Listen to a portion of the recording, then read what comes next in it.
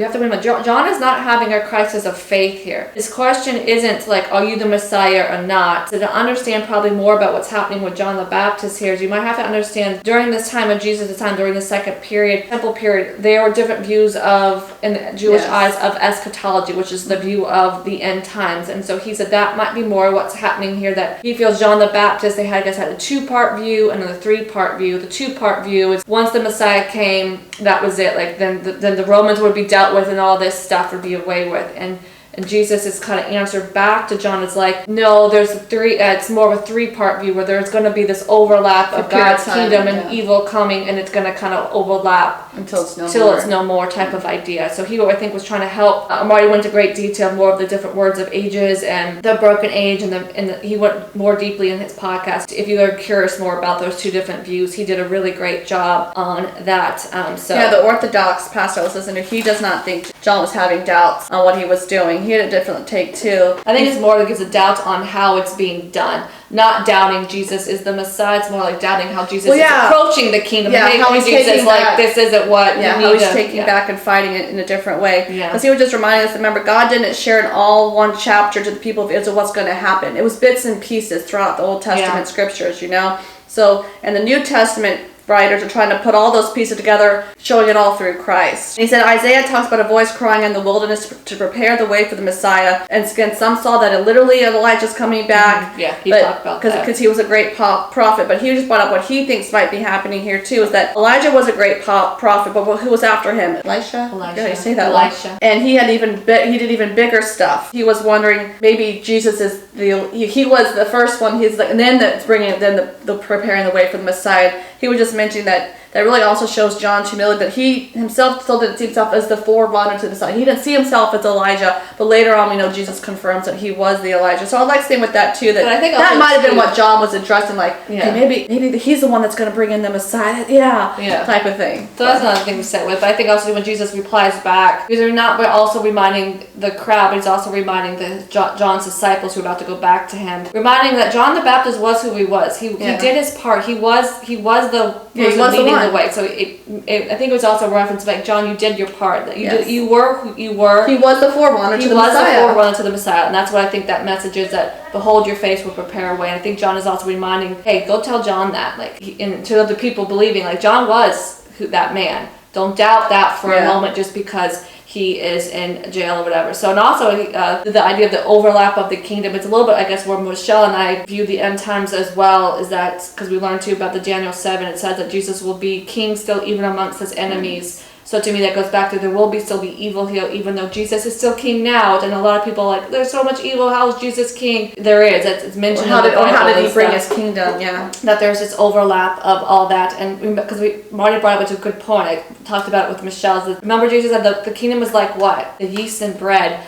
the mustard seed. It's small, insignificant things that you don't always see or notice, but you can't stop it, and it grows and it grows and it grows. So Marty brought up a good point, which Michelle and I are all fascinated about the end times. It seems, by Jesus saying all this, it seems that Jesus has more of a positive view of the world might get better. Because if you think of the mustard seeds, it can't stop it, and it gets so big. Also, he said, he brought up the parables of the wheat and the weeds. That's what I'm saying. So it's going to be bad things and the good things at the same time. So. I think I've heard people say, like, Jesus could come back, and things could be great, but or it could be not. So, like, well, the idea is that it's always going to be this overlapping thing until I think I just find that a lot of stuff in the end times, it just is, to me, the more I study it, God definitely humbled me along my journey along. It's like, it's one of those things that isn't super clear, and just be aware of it all, be open to it all, and always be ready. That's how I kind of see it as well. And Jesus pretty much at the end is like, hey John, I love you and I respect you. You just have this view of how kingdom's going to come wrong. I hope you're not offended by all this and what's happening. But you were a huge part in all of this. So I heard another pastor, I'll make sure to hook him up too in our resources over on our blog, give it to Michelle, but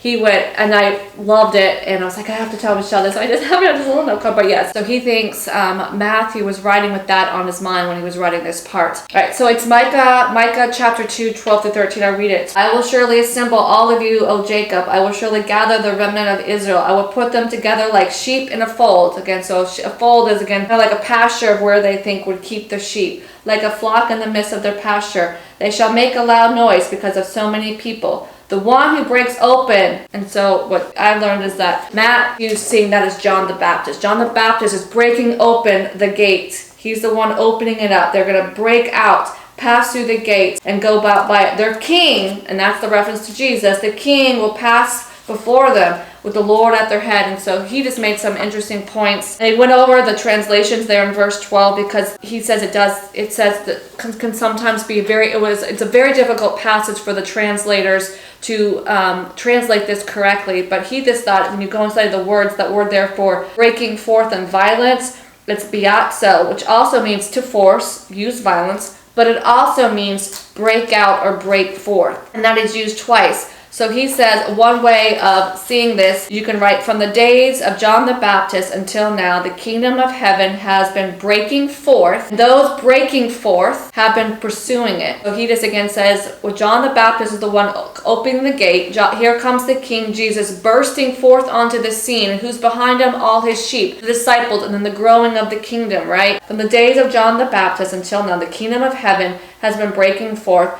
And those breaking forth have been pursuing it. So I know before, the first time I read Matthew, in my previous notes, I just made note that there's going to be opposition, but yet that doesn't mean the kingdom's not growing. I still think that can be a good thing to see here too as well. Like there's going to be the weeds, but there's also going to be wheat as well. I also like seeing this, that I didn't know the Old Testament as well as I did now, but understanding the Micah, I can see that more like John was breaking the way. Here comes the king. Now all the sheep type of idea behind it. So also mentioned Ezekiel 28 talks about these two cities as well. And then he actually went back and read some of it. So again, I encourage you. So like some of his remiz he'd recommend going and do. So go back and read Ezekiel 28 and about sin and proud, corrupted people and taking advantage of others. And that's what a lot of what the religious leaders at this time were doing. They were proud. They were taking advantage of others and stuff. And so Jesus is kind of using that as the go read up on that story type of thing. So Jesus is bringing up Tyre and Sidon to point out to these leaders their pride, their own corruption. They're not taking care of others. And that ties into the earlier healing stories. It's like you are missing the point of bringing these people back into community with me. No forgiveness, no mercy. Yeah. Already also mentioned Ezekiel 28. Many make it be about Satan, I guess, there. But he said, but it asked to see it as Adam, as humankind. And he said he finds that to fit better than Satan.